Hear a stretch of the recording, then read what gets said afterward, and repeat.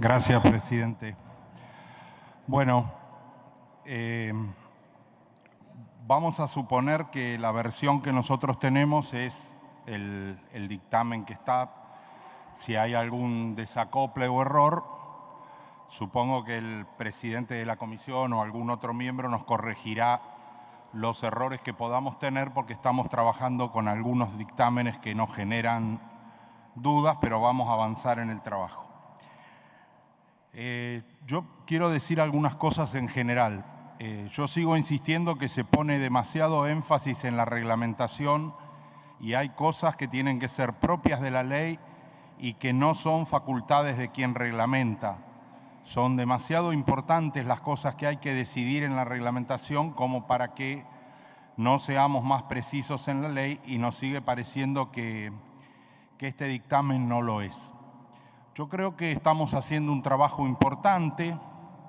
Algunos a ese trabajo le dicen maniobra dilatoria, lo cual habla muy despectivamente de nosotros y de todos los que están haciendo un gran esfuerzo para que con los límites que tenemos tengamos la mejor ley posible.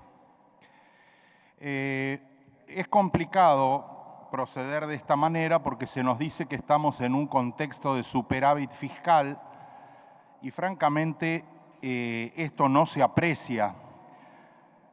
Hay quienes dicen que no cabe esto de comparar la economía doméstica con la economía general, pero a veces resulta útil. El superávit fiscal es como si alguien fuera a su casa y dijera que este mes nos sobró un montón de plata. Bueno, pero ¿pagaste la luz? No. ¿Pagaste el alquiler? Tampoco. ¿Pagaste? No. Lo único que pagué es el Fondo Monetario, porque el Fondo Monetario sabemos que es norma de la casa pagarle siempre. Pero todo lo demás no cumpliste con nada, entonces no te sobró plata, no pagaste absolutamente nada. Y esto es lo que está haciendo la Argentina en este momento. Hoy mismo, la Oficina de Presupuesto del Congreso dice que el total de transferencias no automáticas a provincias disminuyó en un 89,5% y las transferencias para financiar gastos de capital disminuyeron en un 97,6%. Esto quiere decir, si no le pago a nadie, me sobra plata. No es muy complejo, ni es una cuestión técnica, ni precisamos un análisis económico demasiado depurado. Esto es lo que está sucediendo. Después, yo creo que hay que valorar el esfuerzo que este Senado hace, porque lo que escuchamos es francamente muy confuso. El presidente de la República dice, voy a bajar impuestos y para eso aprueben el paquete fiscal. Bueno, si va a bajar impuestos, pongamos eso en el paquete fiscal y sacamos una legislación fiscal que tenga coherencia entre lo que hay que hacer y el deseo del presidente. Si él piensa bajar impuestos, ¿para qué vamos a preocuparnos en tratar este paquete? Él dice, vamos a bajar absolutamente todos los impuestos. El único impuesto que está generando ingresos es el impuesto país, porque todo lo demás depende de la capacidad productiva, de la industria local, del esfuerzo económico, y como la productividad baja absolutamente, los ingresos por impuestos relacionados con la producción se están cayendo a pedazos. Ahora, francamente, si van a bajar los impuestos, si hay otra idea impositiva y estamos tratando un paquete fiscal, la verdad que el sentido común diría, pongámoslo en este paquete y hablemos de eso y no de otros impuestos que van a surgir en otro momento. Y este dictamen no parece ir en consonancia con eso. Algunas cosas que tenemos que reconocer: se incluyó lo de los hermanos en el blanqueo, que no se les permita, que de 5 años se llevó a 10 años. Igual vamos a hacer un proyecto de resolución para celebrar el Día del Testaferro. Ese proyecto manténganlo vigente porque no se altera en absoluto. Es decir, aquellas empresas que quieran blanquear efectivamente lo que sucedió y poner los bienes a nombre de otros, lo pueden seguir haciendo sin ninguna dificultad. Eso no ha sido corregido y quienes han en alguna medida prestado su nombre para alguna actividad no demasiado lícita tienen acá la posibilidad de corregir la situación, y esto, por más que en más de una oportunidad hemos manifestado la voluntad de que no fuera de esta manera, sigue exactamente igual.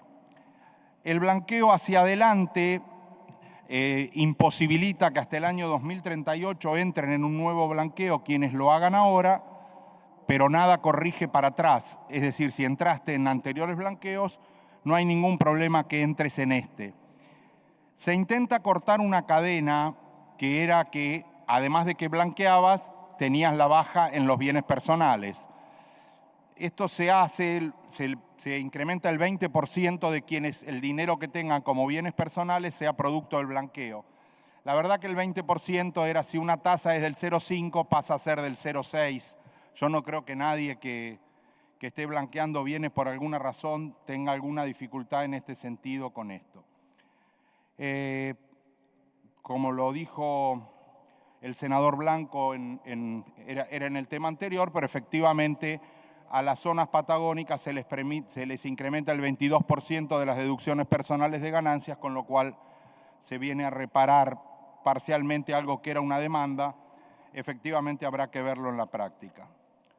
Hay alguna corrección en la fecha en que se toman las criptomonedas, que había sido un pedido que se hizo acá mismo. El fomento a las pymes se escribe como una posibilidad, o sea, el Poder Ejecutivo podrá hacerlo dependiendo absolutamente de su voluntad. Acá se excluye, era confusa la redacción del artículo 42 en cuanto a que no quedaba claro si eran solo las sociedades las que podían utilizar este mecanismo del testaferro, sino que podían ser sus socios. Bueno, acá se aclara que efectivamente sean las sociedades. Ya hablamos de los 10 años, de las hermanas. Acá hay una aclaración respecto de la imposibilidad del tiempo de las transferencias que no queda del todo clara. En el impuesto a los bienes personales está esta corrección de las que hablamos anteriormente. Se pone un artículo 70 bis que lleva en un 20% más lo de los bienes personales. Me parece importante aclarar que en el impuesto a las ganancias no hay un incremento en el mínimo no imponible, tampoco se altera esto que habíamos mencionado. Durante el 2024, quien tiene la potestad de aumentar ese mínimo no imponible es el Poder Ejecutivo Nacional, de manera que si no lo hace cada vez va a ser mayor el número de trabajadores incluidos en el impuesto a las ganancias. Ya hemos hablado de que si ajustáramos por índice de precios al consumidor o si ajustáramos por el índice de variación salarial, el 1.770.000, que era el mínimo no imponible la última vez que se habló de impuesto a las ganancias, estaríamos en valores que superan los 3 y 4 millones de pesos, de manera que el número de incluidos es muchísimo mayor. Respecto del monotributo social, se otorga alguna facilidad para que usen, llamémosle beneficio, yo creo que no lo es, pero yo les digo que para entrar en esto no se puede tener un ingreso superior a 268.750 pesos por mes. O sea, un valor absolutamente exiguo. Estamos hablando de un sector de la población que lo que factura francamente es muy, muy bajo. Esto es que la categoría A tiene 6.450.000 y para entrar en esto solo se permite hacerlo a quien tenga ingresos inferiores al 50%.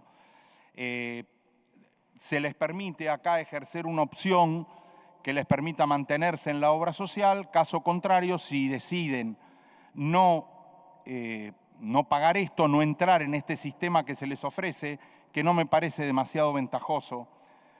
Sinceramente creo que con este tipo de trabajadores y con este intento de formalizarlo, intento que ya se aclaró en el tratamiento anterior de la ley, es confuso porque por un lado se pretende que los trabajadores se formalicen y por el otro lado no aparecen demasiadas medidas que contribuyan a esta formalización. La verdad que acá sería de mucho interés que quienes tanto nos aclararon respecto del monotributo social emitan una opinión acerca de si efectivamente este régimen los favorece de alguna manera, les permite el acceso a algún tipo de formalización o continuamos en el mismo sentido.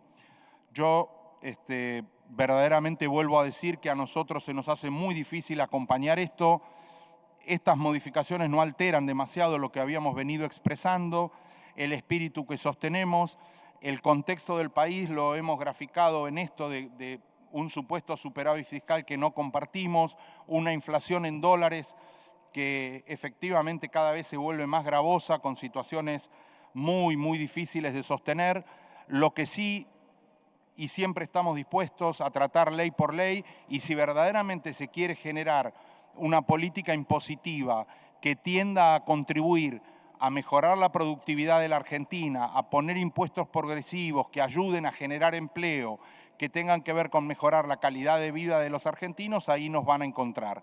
En este tipo de legislación que tiene absolutamente otros objetivos, que se vuelve contradictoria y muy difícil de aplicar, nosotros vamos a rechazar esta ley y no podemos acompañar en este sentido, y esta modificación que se propone honestamente no altera demasiado la idea que teníamos antes. Muchas gracias.